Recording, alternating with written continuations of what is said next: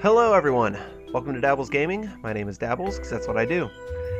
Today we're playing another episode of Dirty Split by the amazing Dreamagination Studios over at dreamagination.com. You can pick up the game there for free. I believe it's still free. If not, try the freebundle.com. Great little website over there. That's where I picked this up. They offer a great amount, 5 indie games for free on a rotating schedule. By the time this video goes out, though, this bundle may be gone, but I'm sure another amazing bundle will be up there. So make sure to go check those guys out. And let's get started. So we are Mr. Alan Baxter. We are investigating the murder case of one Dr. Bedford. We're at the Vanderbilt estate currently. That's Dr. Bedford there. We're at the Vanderbilt estate currently. And the son of the Vanderbilts, Mr. Walter Vanderbilt, is the accused because Dr. Bedford was the fiancé of Miss Denise Vanderbilt, Walter's sister, and called it off unexpectedly, thus ruining the Vanderbilt name. So Walter supposedly got really angry, threatened the man, and now he's accused of the murder. So we're going to talk to Walter here, because we found some interesting things in Bedford's office. We found a key to his filing cabinet. We don't know what to look for, so we can't find any patient files there. I think it was a patient, or somebody he knew, because the break-in was faked. Most of the glass was outside of the office, meaning that the window was broken from the inside as an after effect. Also, we found this torn piece of paper that says, "This is the piece of paper that was lying next to Dr. Bedford. There's a bit of glitter and a picture of a rainbow on it. Ra-mo-me. This could mean anything. It's useless. Whatever was on it is entirely illegible now." So I think it says like Rainbow Motel or something, and then we can't see the me part, so I don't know where that comes in. So let's talk to Walter. Hello, Mr. Vanderbilt. Mr. Baxter? Let's exhaust all of our dialogue options here. What can you I think tell I me skipped about some the stuff murder here. of Dr. Bedford? Nothing, seeing that I wasn't there when it happened. No, of course. Oh, here we go. Were you in Bedford's practice? Were you in Bedford's practice the night of the crime? No. Then why were your fingerprints all over the crime scene? Well, I was in his practice, but not the night he was murdered. When were you there? The night before. One day before the murder. What were you doing there? I wanted Bedford to talk, of course. On Sunday, he dissolved the engagement and simply abandoned my sister. No reason, no justification. He humiliated us in front of all our friends. I wanted to hear from his mouth how he dared do such a thing. What did he say? Nothing. He couldn't give any reason at all. Nothing but excuses and pure drivel. Interesting. It would be better for Denise. Surely I'd understand. All that jazz. That arrogant swine. How could it be better for Denise to be let down so heartlessly? What did you do then? I left. Just like that? Well, no. Maybe I threatened him again. I remember that I grabbed him by the scruff of the neck and shook him. I don't know anymore. I was frantic. But I did not kill him. Any guess as to what might explain the doctor's behavior? Maybe. Yes? Listen, I don't want Denise to hear about this. Here we go. The She's dirty been secrets. through enough already. So I'm asking Finally, you a to keep lead. this quiet. So what's your theory? Another woman. When I came into the practice to talk to Bedford, his assistant had already left. He was alone in his office and occupied with a phone call. A patient, maybe? Not at that hour, no. He was enraged and raised his voice. It sounded like an argument. What was it about? I didn't catch. He hung up just as soon as I entered his office. His last words on the phone were that he didn't want to see the other person ever again, and that they should stay out of his life for good. Do you know who the other person was? No. Interesting. Well, enough about the murder. On to something else. Yes? So, how are you holding up here in prison? Awful. The accommodations are far below what I'd call the holding cell is no country. Yeah, we already heard On of the this other before. hand, very... Yeah. I have to go. Huh. Goodbye, Mr. Baxter. So that's interesting. Argument on the phone. See if Pearson will talk to us, this jerk. Alright, let's talk to Pearson. Hello, Captain. Baxter, what brings me the displeasure? Alright. What Vanderbilt can you case. tell me about the Vanderbilt case, Captain? You? Nothing.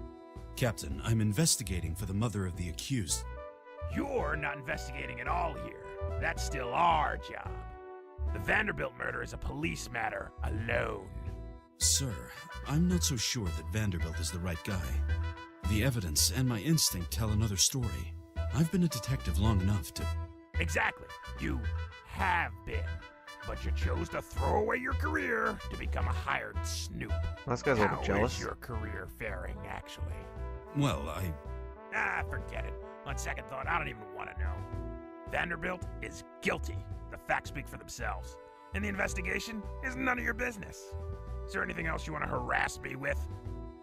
gotta No, go, sir. jerk. Then get out of my office! What an asshole. See if everybody Sam knows anything. Hey, Sam. Hey, Al.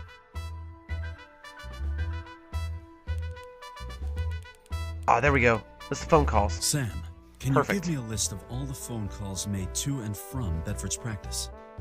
One step ahead of you, Al. As always, here's a list of all phone calls over the last few weeks. Perfect, These are just perfect, the area perfect. codes, though. It'll take a while to get a complete list of numbers with associated persons. Thanks, Sam. Let's do a little small How's your talk new here. partner doing? It's going well. We've become quite a good team. We did have our communication difficulties and coordination problems in the beginning, but Bobby proved to be very adaptive. Bobby. Like a doggy. What's all the dog references? Mr. Pearson's a poodle trainer. He called his, referred to his partner as a dog. There was a dog article in the I'll be going doctor's then, office. Take care, Al. Don't be a stranger. Alright, well, before we go, let's check out these phone The calls. list of phone calls made to and from Dr. Bedford's practice during the last month.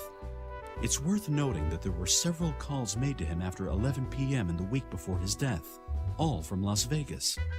Unfortunately, I've only got the area code here, not the complete number, let alone an address. Yeah. But what we can do with area codes, is go back to the crime scene and cross-reference them with patient records. Here we go.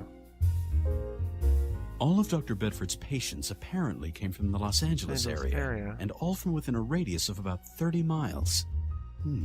Except for a Mrs. Farrow, who resides in Las Vegas. She's the only one who's not from Los Angeles. Nice. Las Vegas.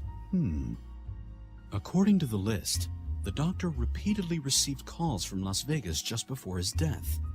What's more, the calls came in at very late hours. This can't be a coincidence.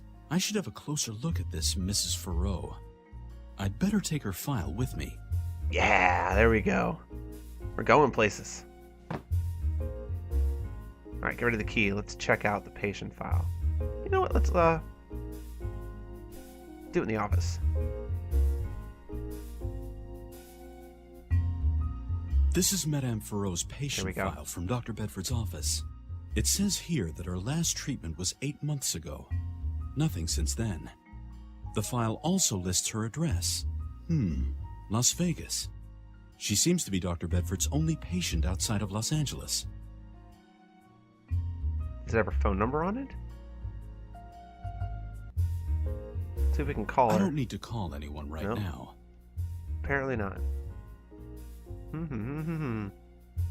Walter seems to know a lot. Let's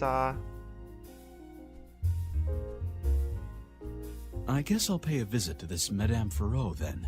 there we go. I've always wanted to visit Vegas. Oh, nice. Big old Vegas.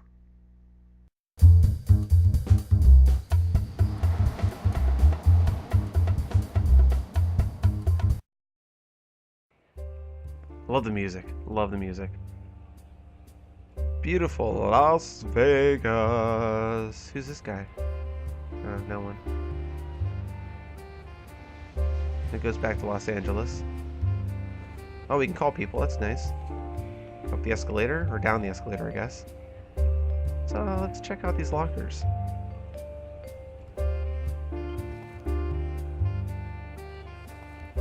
The lockers here don't have any keys, only combination locks.